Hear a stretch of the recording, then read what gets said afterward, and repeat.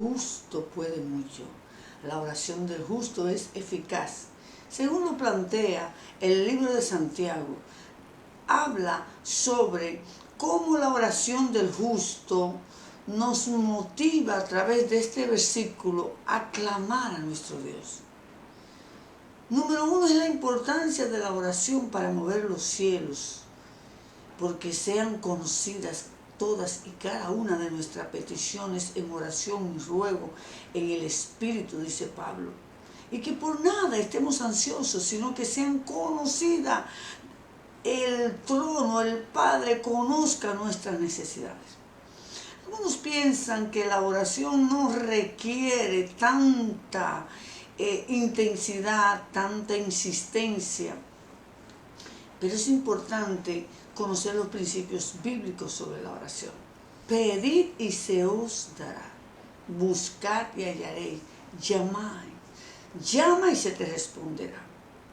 Cuando Santiago habla de clamar a nuestro Dios, porque Él en su soberana voluntad escucha el clamor de los justos. Y no sería para mejor interpretar esto, que Dios dentro de su soberana voluntad utiliza a los justos como instrumento y su oración para Él glorificarse. ¿Cuál es la diferencia de la oración del justo y del impío?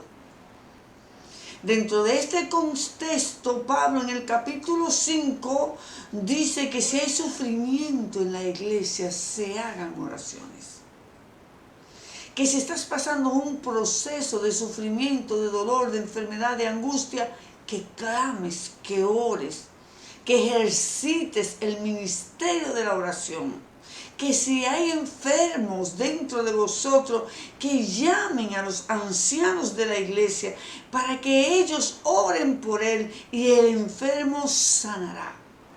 Como una seguridad, como una evidencia de que Dios oye al justo, de que Dios oye a las personas consagradas.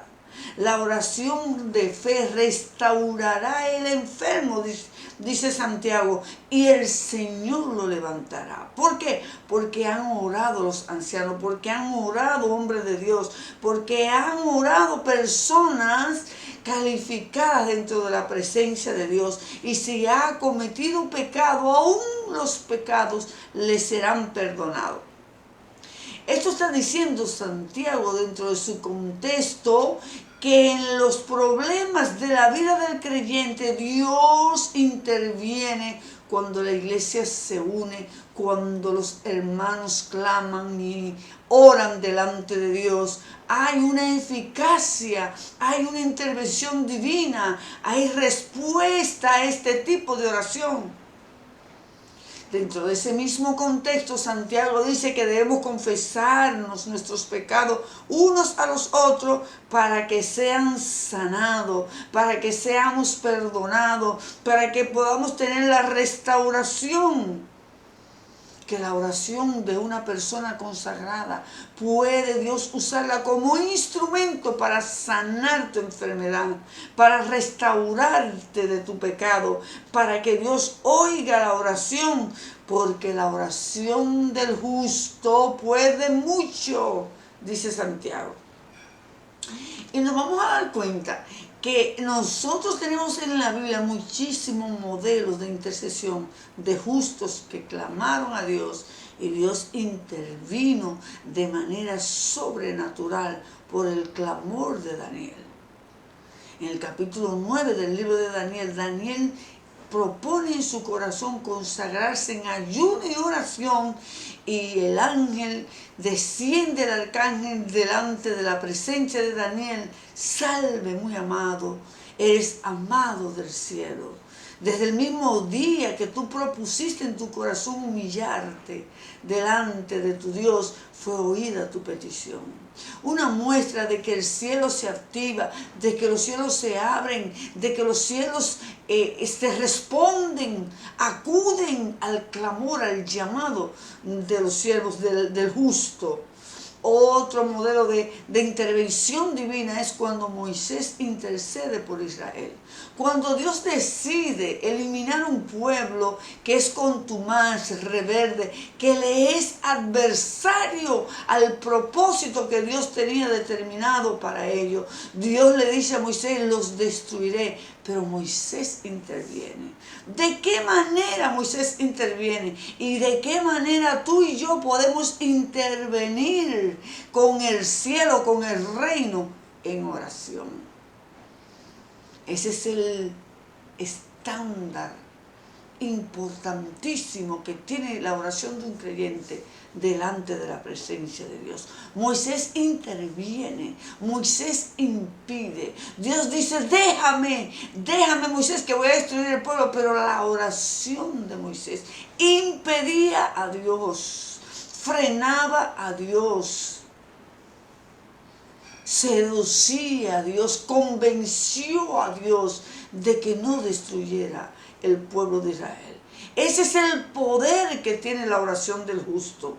Es eficaz porque la oración del justo, el justo va a clamar delante de Dios, no buscando su voluntad propia, sino la voluntad de Dios. Y esta es la garantía de que Dios oye al justo, porque si es justo, buscará siempre glorificar al Padre, buscará siempre que se cumpla la voluntad de Dios. No es una oración egoísta, no es una oración carnal, no es una oración pasional, no es una oración movida por circunstancias, por impulsos humanos. Es una oración movida con motivos correctos. La voluntad de Dios.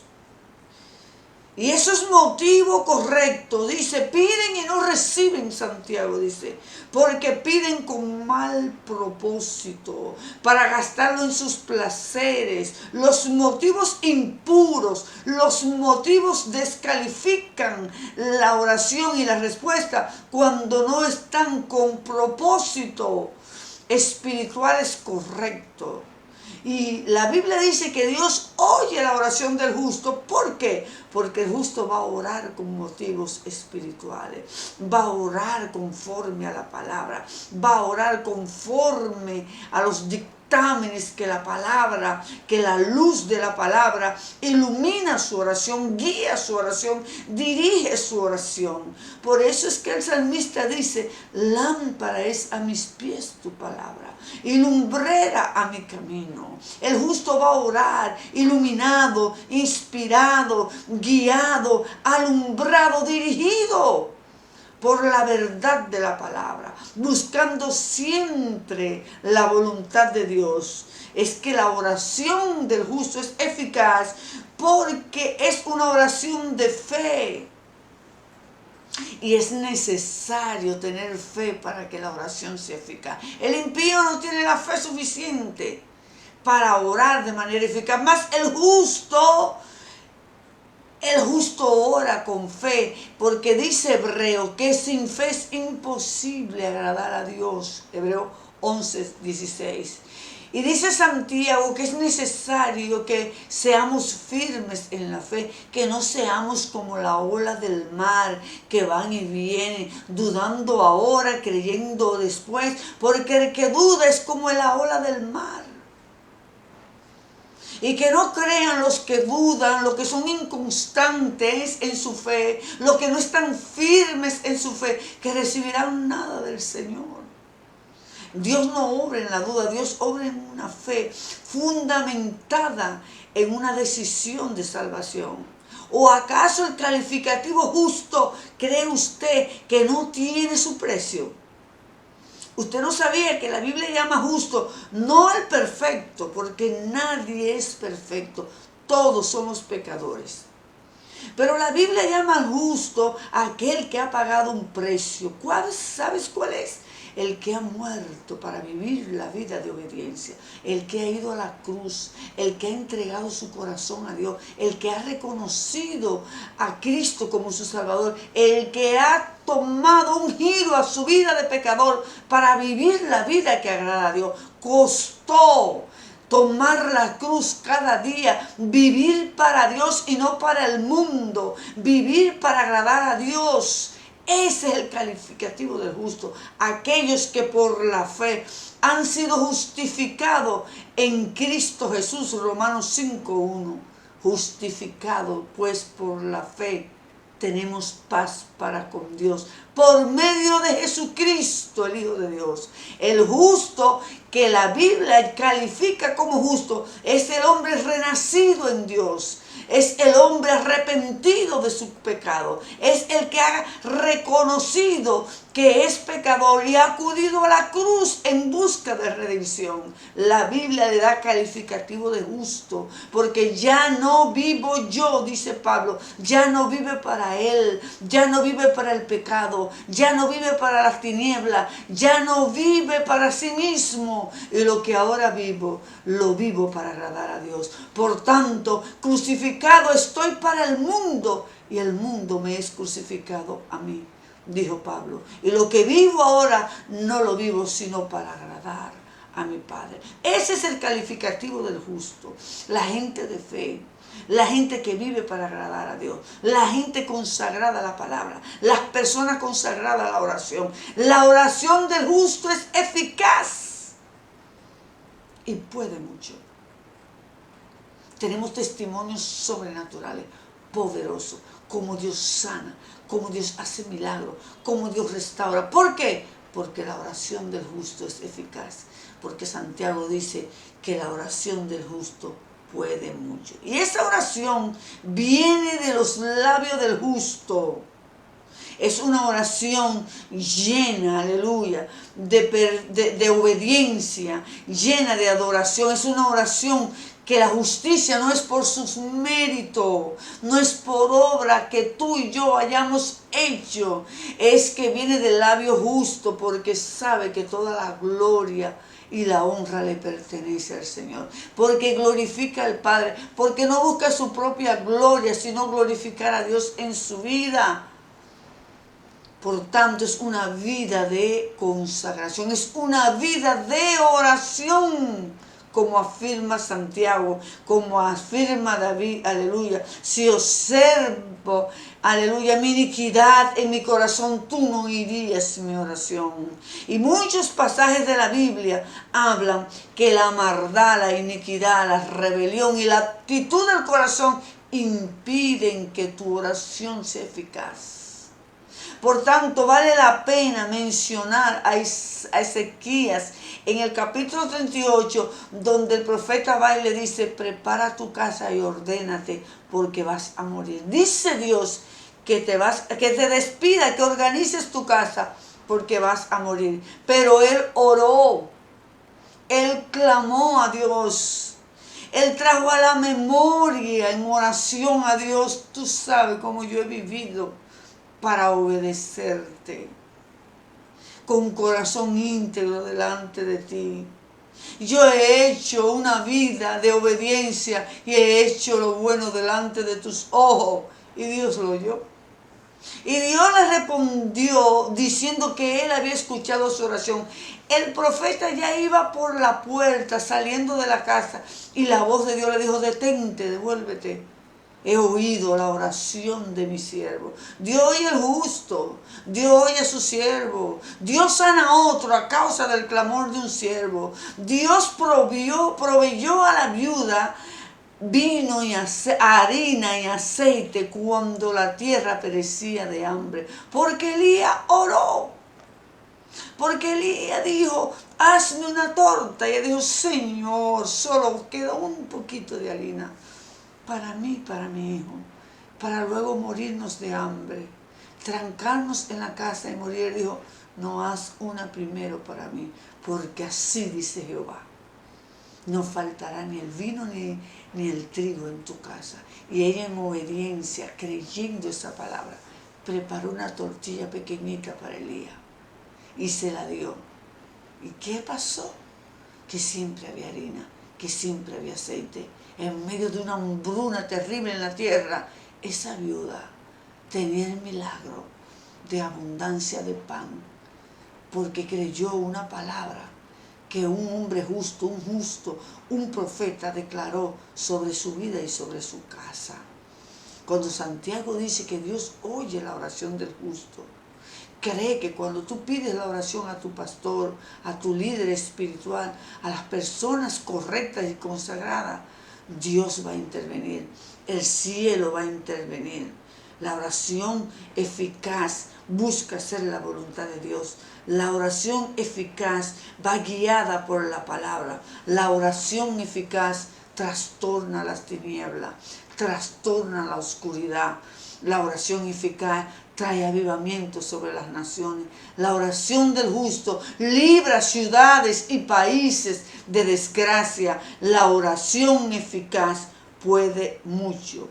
Cuando nosotros vemos ejemplos en la Biblia de cómo Elías oró para que Dios desatara la lluvia cuando la tierra tenía más de 3 años que no llovía, y cómo la lluvia descendió, nosotros nos damos cuenta que vale la pena interceder por otro.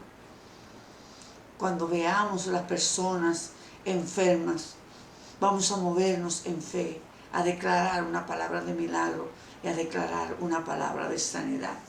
Muchas veces nosotros pensamos que no calificamos para orar por otros, pero yo quiero decirte hoy que no es por obra que tú hayas hecho, que nosotros somos calificados de justo por el hecho de ser justificados por la fe en Jesucristo. En este contexto donde Santiago llama a la iglesia, si está en sufrimiento, en proceso, en enfermedad, en angustia, si algún hermano ha pecado, llamad a los ancianos de la iglesia, úngale con aceite. Si ha pecado, Dios lo va a perdonar, Dios lo va a restaurar. Si está enfermo, Dios lo va a sanar, Dios lo va a levantar. ¿Por qué? Porque la vida del creyente que vive justificado por fe en Cristo Jesús delante de Dios es una vida de oración, es una vida de consagración. Y vale la pena, bendito sea Dios, bendecir a otro por medio de la oración. Y que el impío también pueda ver que el brazo de Dios no se ha cortado para salvar. Que la diestra de Jehová todavía hace justicia, que la diestra de Jehová es poderosa para sanar y restaurar. Y como dijo Jesús en Isaías 61, el Espíritu de Jehová, el Señor, está sobre mí. Me envió, me ungió Dios para liberar a los cautivos, a los oprimidos, a los enlutados, a los encarcelados, anunciarles libertad a los que están oprimidos por las tinieblas. Y para eso estamos, para eso la iglesia ha sido instituida, para manifestar el reino sobre la tierra, para declarar que Cristo es el mismo hoy y por los siglos de los siglos. Amén.